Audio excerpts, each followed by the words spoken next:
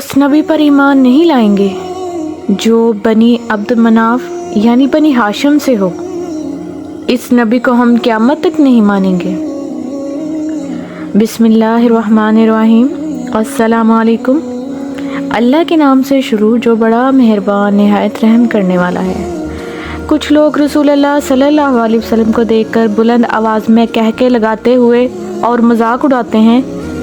انہی میں سے ایک حارث بن قیس احمی کہتا ہے، محمد اپنے ساتھیوں کو دھوکہ دے رہا ہے کہ مرنے کے بعد زندہ کیے جاؤ گے اور اچھے کام کرنے پر جنت ملے گی۔ یاد رکھو مرنے کے بعد کوئی زندگی کتنی جزا و سزا نہیں ہے۔ ابو جہل کہتا ہے، ہم بنی مخزوم اور بنی عبد مناف یعنی بنی ہاشم برابر کے قبیلے ہیں، نیک نامی بھی ہیں، ہم ایک دوسرے کے برابر ہیں۔ ایسا کوئی کام نہیں جو بنی عبد مناف نے کیا ہو اور ہم اس میں پیچھے رہ گئے ہیں۔ یوں سمجھ لو کہ ہم برابر کے گھوڑے ہیں۔ آج بھی وہ کہتے ہیں کہ ہمارے اندر ایک نبی آیا ہے جس پر اللہ کی طرف سے وحی آتی ہے۔ بتاؤ بھلا اس بات کا مقابلہ ہم کیسے کریں؟ خدا کی قسم ہم قیامت تک اس نبی پر ایمان نہیں لائیں گے جو بنی عبد مناف یعنی بنی ہاشم سے ہو۔ ہم اس کی بات ہرگز نہیں مانیں گے۔ بنی زہرہ کا سردار خنس بن شریک ابو جہل سے تنہائی میں مل کر پوچھ رہا ہے، میں تم سے ایک بات پوچھتا ہوں، ہم دونوں کے سوا یہاں ہماری بات سننے والا کوئی تیسرا موجود نہیں، مجھے بتاؤ کہ محمد سچا ہے یا جھوٹا؟ ابو جہل اخنس کو بتا رہا ہے، خدا کی قسم محمد سچا ہے، وہ کبھی جھوٹ نہیں بولتا۔ لیکن جب قصا کی اولاد لیوا، حجابہ، ندوہ اور سیکیہ کے ساتھ نبوت بھی لے جائے تو باقی قریش کے لیے کیا بچا؟ بنی مخزوم مرہ بن کعب کی اولاد ہے۔ قریش کے سردار ولید بن مغیرہ کو ریحانہ قریش یعنی قریش کا پھول کہتے ہیں۔ ولید یہ بات کھلے عام کہتا ہے، قریش کا سردار سب کی نظروں میں عزت دار، مال و دولت میں بھی محمد سے بہتر ہوں، کیا میرے ہوتے ہوئے محمد پر وحی آ سکتی ہے؟ اللہ کریم نے ولید بن مغیرہ کو یوں جواب دیا کہ جب ان کے پاس ہماری کوئی عالی شان نشانی آئے تو کہتے ہیں ہم اس پر ایمان نہیں لائیں گے یہاں تک کہ ہم پر وحی نازل ہو۔ ہمیں بھی ویسا ہی منصب رسالت عطا کیا جائے جو اللہ نے اپنے رسولوں کو عطا کیا۔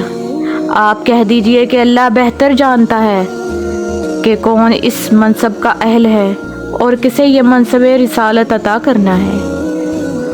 یہ جرائم پیشہ لوگ جو داؤ بیچ کھیل رہے ہیں، ان سے کہہ دیجئے کہ جو تمہاری جی میں آئے دیکھو، آخر کار اس کے نتیجے میں انکار کرنے والوں کو اللہ کے ہاں بڑی ذلت اور شدید ترین عذاب کا سامنا کرنا پڑے گا۔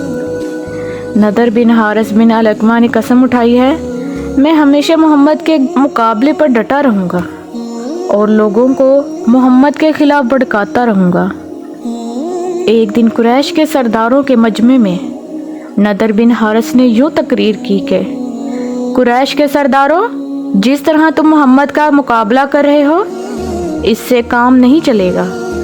محمد تمہارے سامنے جوان ہوا اور تم میں سے سب سے زیادہ خوبیوں کا مالک ہے، بات کا سچا اور امانت دار ہے۔ جب عمر گزرنے پر اس کے بالوں میں سفیدی آنے کو ہے تم اس کو جھوٹا جادوگر، ساحر، کاہن، شاعر اور مجنوں کہتے ہو۔ خدا کی قسم میں نے جادوگروں، ساحروں، کاہنوں، شاعروں اور مجنوں کو دیکھا ہے اور ان کی باتیں سنی ہیں، محمد میں ان جیسی کوئی بات نہیں ہے۔ تم پر جو مصیبت آئی ہے اس کا مقابلہ کرنے کے لیے کوئی اور طریقہ سوچو۔ تم لوگ جو باتیں بنا رہے ہو ان سے کوئی فائدہ نہیں ہوگا۔ اس کے بعد نضر انہیں کہہ رہا ہے، ایران کے اسفندیار اور رستم وغیرہ کے قصے لوگوں کو سناؤ۔ انہیں یہ باتیں محمد کے کلام سے زیادہ عجیب معلوم ہوں گی۔ وہ قرآن کے بجائے ان قصوں میں دلچسپی لیں گے اور محمد کو ہمارے مقابلے میں ناکامی ہوگی۔ نضر یمن शाम और ईरान के अलावा बहुत से मुल्कों में जा चुका है। वहाँ वो ईरान के मतलब बहुत कुछ सुन चुका है। इसे ईरान की तारीख और वहाँ मौजूद दीन का इल्म भी है। वो अहले इल्म की मजलिसों में भी जाता रहता है। मक्का के समझदार लोगों में भी शुमार किया जाता है। नदर ने साए की तरह रसूलुल्लाह सल्लल्लाहु अलैहि वसल्लम का पीछा करना शुरू कर दिया है। रसूलुल्लाह अल्लाह का पैगाम लोगों तक पहुँचा रहे हैं। लोगों को समझाने के लिए गुजरी हुई कौमों के हालात और अंजाम के बारे में बता रहे हैं। रसूलुल्लाह के यहाँ सुनने वाले रसूलुल्लाह सल्लल्लाहु अलैहि वसल्लम की बातों का असर लेकर इस्लाम के बारे में सोच रहे हैं। नदर यही मौजूद है। रसूलुल्लाह के यहाँ से जाते ही लोगों से कह रहा है, भाइयों मैं मोहम्मद से ज़्यादा अच्छी बातें कर लेता हूँ, तो सुनो मैं तुम्हें सुनाता हूँ। नदर बिन हारिस ईरान के किस्से कहानियाँ सुनाता है और फिर इन लोगों से पूछता है, मोहम्मद मुझसे ज़्यादा खुश कलाम कैसे हो सकता है? क्या वो भी मेरी तरह पिछली कौमों के किस्से नहीं सुनाता?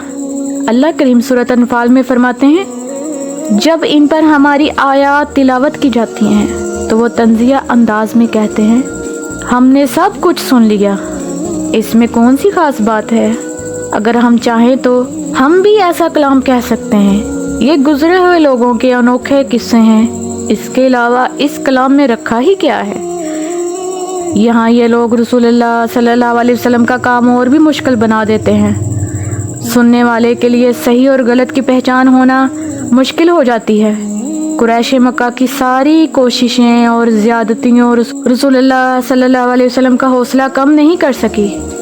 असवद बिन मुतलिब और इनके साथी रसूलुल्लाह पर ईमान लाने वालों को देखकर तानाजनी करते, कहके लगाते और तालियां पीटते हैं। वो मुसलमानों का मजाक उड़ाने का कोई मौका हाथ से नहीं जाने देते।